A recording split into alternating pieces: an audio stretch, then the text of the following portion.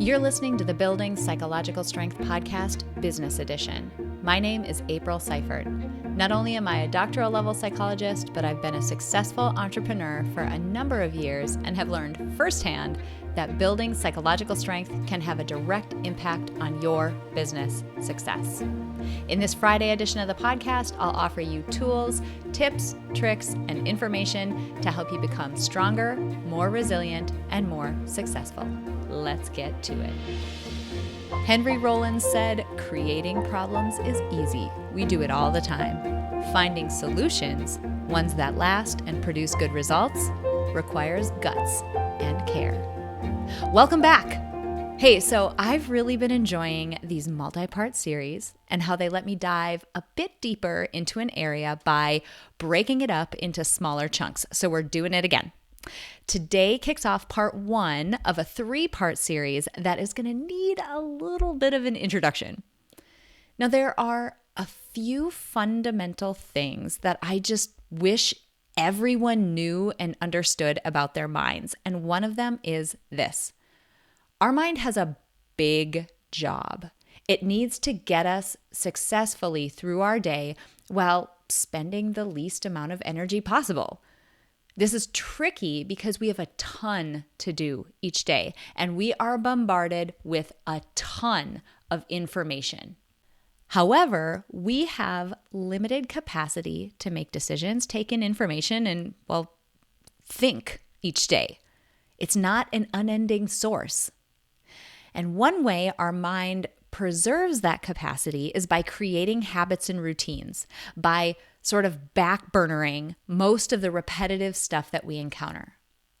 Now, these patterns and habits are created completely outside of our awareness, and they form a set of standard operating procedures for how we navigate different situations. So, for example, when you shower, do you use shampoo or conditioner first? Do you brush or floss first? What's the absolute first thing you do when you get up in the morning? Now, these are just small examples, but we do this for more meaningful, consequential situations as well. For example, the set of standard operating procedures for how we navigate and deal with challenges. These SOPs are both behavioral, meaning what we do, but they're also psychological, how we think. During times of challenge, the approach we typically take, the habit or routine we've developed, can impact our ability to move through the challenge effectively. Okay, so that was quite the setup. Today, we're going to be diving into part 1 of a framework that I encountered a few years back that sums up some of the ineffective habits or standard operating procedures that entrepreneurs can develop when it comes to facing challenges. This framework is called the drama triangle, and we're going to be tackling one of the 3 aspects today, and then we'll hit the other 2 in the coming 2 episodes. Now, the drama triangle was originally described by Stephen Cartman in 1961.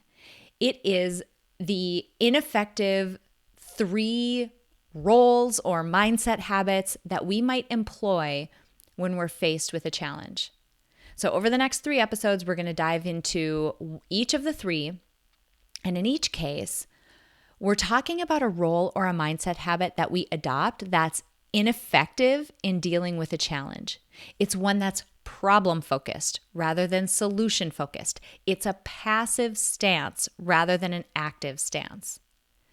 Now, before we dive in, we have the opportunity to really examine this in ourselves. I would encourage you to think about how you handled the last year during the pandemic. I mean, talk about a challenge, right? Think about what went through your mind this past year as you listen to this week's episode and the 2 that follow. So today, we're talking about the first part of the drama triangle, which is the victim. When we step into the mindset or the role of the victim, we see as life happening to us. We see life as happening to us. We see ourselves as being at the mercy of our circumstances. Now, it's normal to feel like a victim from time to time. It's also normal to experience anger or sadness or grief or anxiety and any other number of negative emotions when we're handed a setback. So I'm not talking about our moment-to-moment thoughts and emotions. Going back to the notion of mental habits, I'm talking about the standard operating procedure of feeling like a victim when circumstances don't go your way. Or staying in that role longer than we should, given the progress we need to make or the action we need to take. When we play the victim, we focus on the problem rather than using our mental energy to generate solutions.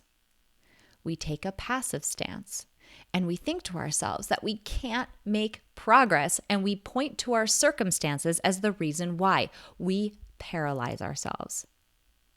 Can you see why this mindset, this mental habit, this role is detrimental to entrepreneurs and business owners? Can you honestly name a day, a single day, where you didn't experience some kind of challenge, a difficult decision, or some adversity? No, it's just not the game you're in as an entrepreneur or a business owner. Now, fortunately, a man by the name of, you're going to love this guy's name, a man by the name of David Emerald Wammeldorf, I hope I'm pronouncing that right.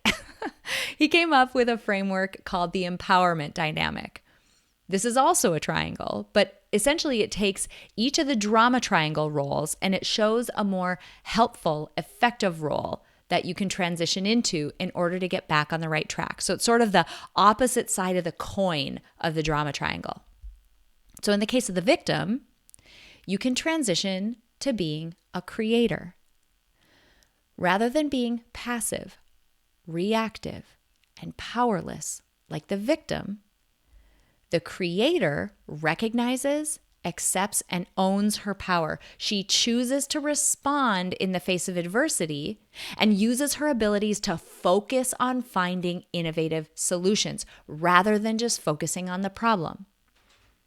The way to help yourself into this more helpful role involves a couple of parts. So first of all, and this is like an amazing skill to get good at just in all parts of your life, but first of all, acknowledge the situation you're in.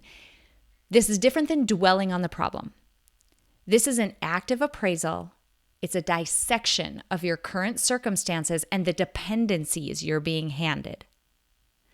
Then once you've done that, ask yourself, what do I want? What outcome do I want? Creativity and innovation, the same stuff you use every day in your business, will be what help you chart the steps between your current circumstances and that outcome. But you can't ever hope to get to that outcome unless you've taken the time to define it. Look, this past year has handed us more adversity and challenge than we probably thought we could bear, but taking the stance of the victim, throwing your hands up and saying you can't make progress because of the pandemic, it assures you're going to fail. Take an active stance.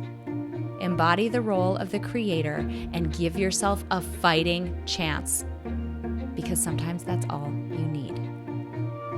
Thank you so much for joining me for this business edition of the Building Psych Strength podcast. If you're an entrepreneur, current or aspiring, and you're interested in becoming more successful, hit the subscribe button. If you're really interested in digging in, visit aprilseifert.com, where you can fill out an application to see if Psych Strength Business Success Coaching is right for you. Until next week, be strong, be resilient, and be successful.